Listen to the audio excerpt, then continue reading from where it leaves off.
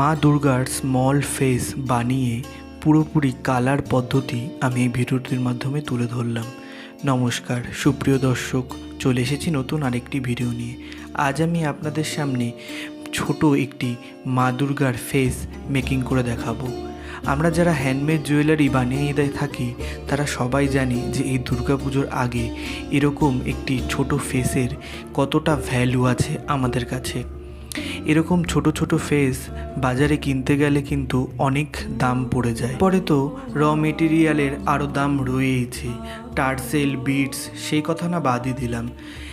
এই একটি দামি ফেস দিয়ে তারপরে এত কিছু র মেটেরিয়াল দিয়ে আমাদের ক্রেতাদের সামনে কিন্তু আমরা কোনোভাবেই কম দামে জুয়েলারি তুলে ধরতে পারি না। তাই জন্যই আমি এই প্রসেসটি অবলম্বন করি, তাই আপনাদের সঙ্গেও এটি আমি শেয়ার করলাম, যাতে আপনারা কম দামের মধ্যেই জুয়েলারি মেকিং করে আপনাদের ক্রেতাদেরও সন্তুষ্ট করতে পারেন, বা আপনারা নিজেরাও বানিয়ে কাউকে উপহারও দিতে পারেন বা নিজেই পড়তে পারেন। সেই জন্যই আমার এই ভিডিওটি আজকে। এই ভিডিওতে আমি আজকে এই দুর্গা ফেসটি একটু অন্য রূপ দান করব। মানে এইখানে যে দুর্গা ফেসটি রয়েছে এইটির মধ্যে আমি একটু আলাদাই কারিকার্য করব। দেখুন আমি কি প্রসেস অবলম্বন করছি। প্রথমে তো আমি ফেসটিকে একটি ছাঁচ থেকে তুলে নিলাম।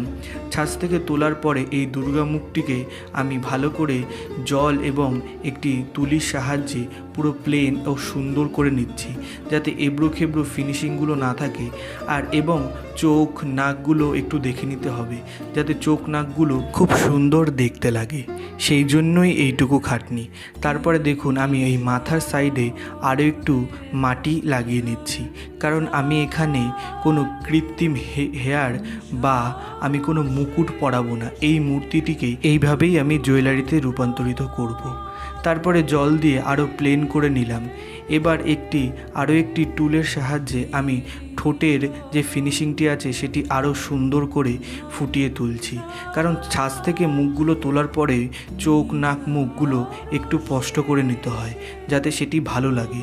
এমনি নর্মাল ছেড়ে দিলে তাহলে কিন্তু সেই সৌন্দর্যতা থাকে না। আপনারা অনেকেই আমাকে কমেন্ট করছেন যে আমার কাছ থেকে কিভাবে জুয়েলারিগুলো কালেক্ট করবেন। সেই তাদের উদ্দেশ্যে আমি বলে রাখি যে এই ভিডিওটিরও ডেসক্রিপশানে আমি আমার ইনস্টাগ্রাম এবং ফেসবুকের লিঙ্কটি দিয়ে থাকবো।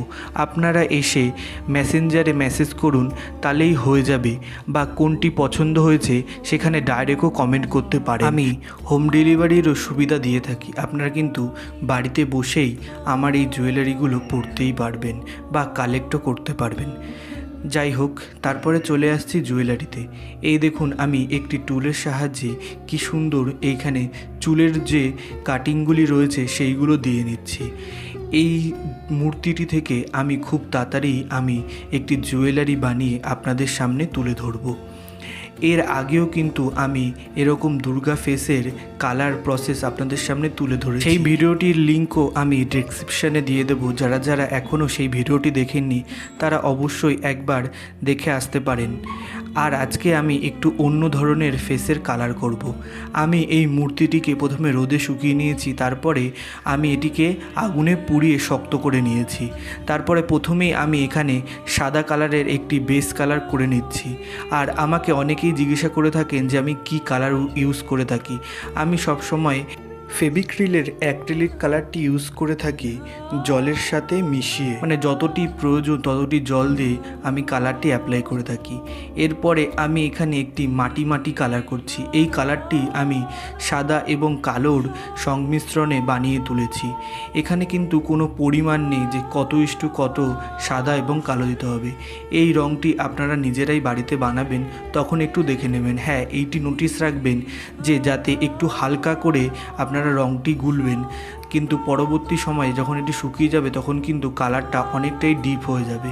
আমি এখানে দেখুন কতটা হালকা করে রঙটি করেছিলাম। সম্পূর্ণ রঙটি করার পরে আমি কপালে একটি লাল কালার দিয়ে টিপ এবং সিথায় একটু লাল সিঁদুর দিয়েই আমি কমপ্লিট করব এই মূর্তিটিকে আজকে।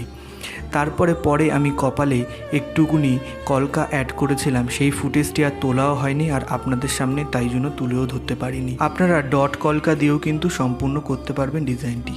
এই প্রকার আরও নিত্য নতুন ভিডিও পেতে আমার চ্যানেলটিকে সাবস্ক্রাইব করে পাশে থাকা নোটিফিকেশানটি অন করে রাখবেন, যাতে আমার পোস্ট করা সব ভিডিওই সবার প্রথমে আপনার কাছে পৌঁছায়। ভিডিওটি ভালো লাগলে একটি লাইক করবেন এবং ভিডিওটি কেমন লাগলো অবশ্যই কমেন্টের মাধ্যমে আমাকে জানাবেন।